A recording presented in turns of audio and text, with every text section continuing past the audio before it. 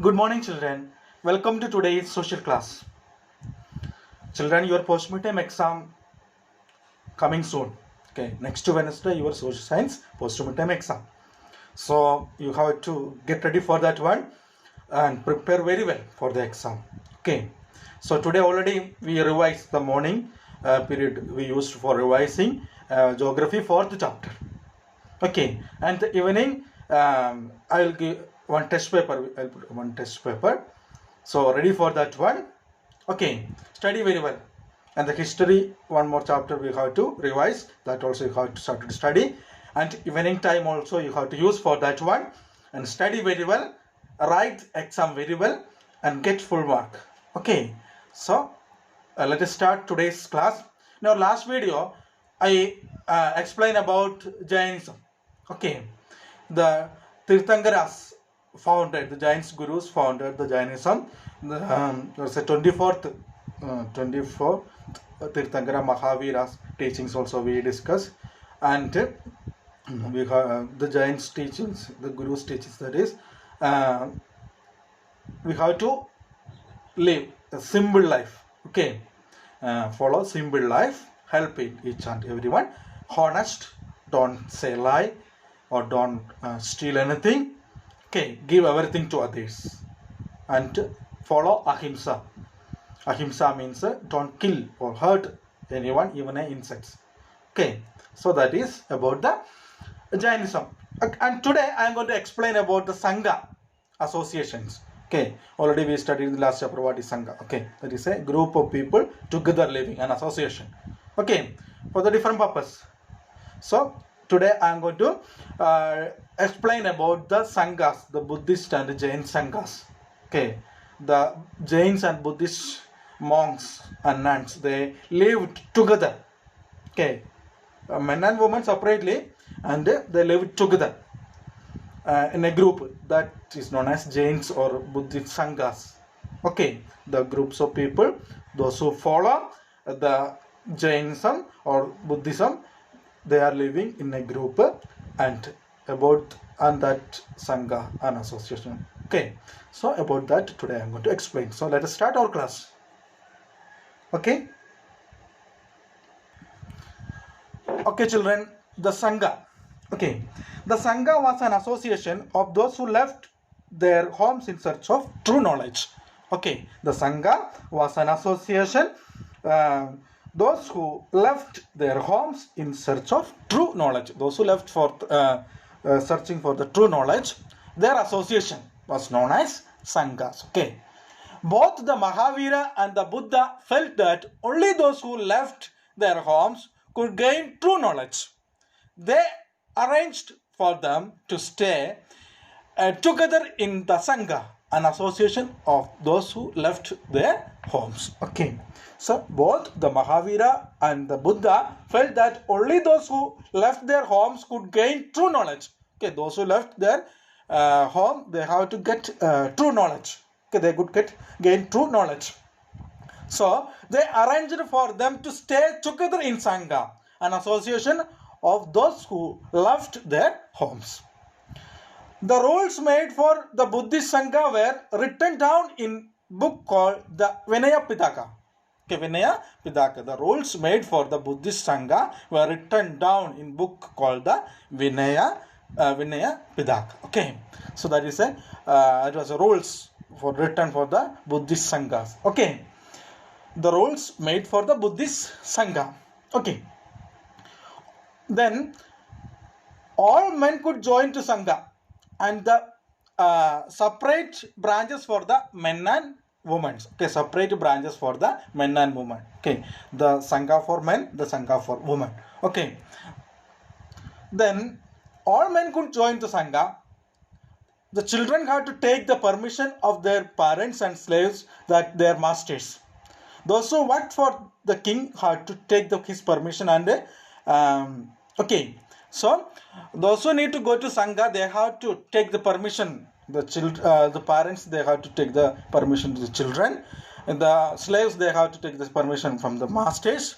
Then the workers for the kings, they also have to take the permission from the kings. Okay, Then men and women who joined the Sangha lead simple lives. They meditated for most of times and went to cities and villages to beg for food during fixed hours.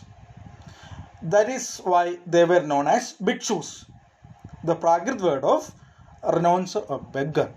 Okay. Okay, children, members, men and women who joined Sangha led simple lives, meditated for most of the times, and begged for food in a fixed period. They went to the villages or cities and they begged for the food. Okay, and because of that, they were known as bhikshus. Bhikshus. Okay, and they taught others and helped one another, and there is a life in Sangha. Okay, so life in Sangha, men and women who joined the Sangha led simple lives. They meditated for most of times and went to cities and villages to beg for food during fixed hours. That is why they were known as bhikshus. Okay, then the members of those who joined to those who joined the Sanghas included Brahmins, Kshatriyas, then merchants, laborers, then barbers, courtesans, and slaves also. Okay, those who joined the Sangha included Brahmins, Kshatriya, merchants, laborers, then barbers, courtesans, and slaves.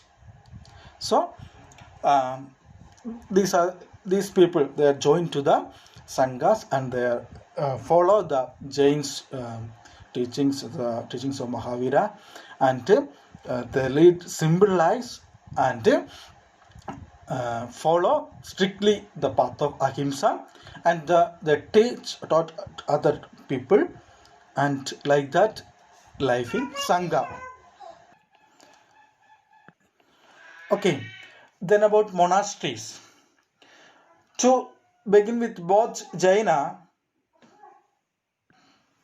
To begin with, both Jaina and Buddhist monks went from place to place throughout the year, teaching people. The only time they stayed in one place was during the rainy season. When it was very difficult to travel, then the supporters built temporary shelters for them in gardens, or they lived in natural caves in hilly areas. As the time went on, many supporters of those monks and nuns and they themselves felt the need for more permanent shelters, and so monasteries were built. These were known as viharas. Okay, children, to preach their religion, both Buddhist and Jain monks used to wander from place to place, okay, throughout the year, giving lectures and teachings people. During the rainy season, it was difficult to travel, so they preferred to stay one place. Their followers and supporters realized the difficult and constructed temporary shelters for them. So they used to build a permanent shelters, that is known as monasteries. Okay, permanent shelters often the Buddhist monks. Okay, for the permanent shelters for the Buddhist monks. Okay, so that is known as monasteries, the permanent shelters, where at first they are small hut and caves were used, but later it is not enough. That is why they started to make a permanent shelters. Okay, that is known as monasteries. Monasteries. Okay, today's class we can wind up.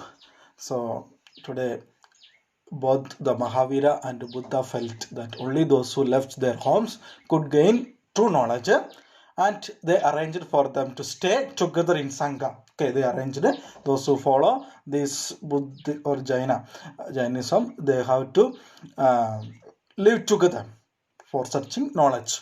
Okay, that is known as Sanghas. That is an association of those who left their home for searching true knowledge. Then the rulers made for the Buddhist Sanghas, the rules made for the Buddhist Sangha were written down in book called the Vinayak Pitaka. Separate branches for men and women lead simple lives, meditated for most of the time, begged for food, and because of that they were also known as bhikshus. Then they taught others, helped one another. Okay, then members of these sanghas, Brahmins, Kshatriyas, merchants, then laborers, barbers, courtesans, and slaves also. Okay, then those who need to go to sangha, they have to get permission from the parents. They have to get permission from the children. Then slaves from their masters. Okay, so like that they are joined to the sangha and search for true knowledge, help each other, and meditate many times for getting knowledge. Okay, then the monasteries, the permanent shelters, often the Buddhist monks. Okay, thank you to listening today's class. So you watch this video many times and then read the textbook and underline important points. Okay, thank you.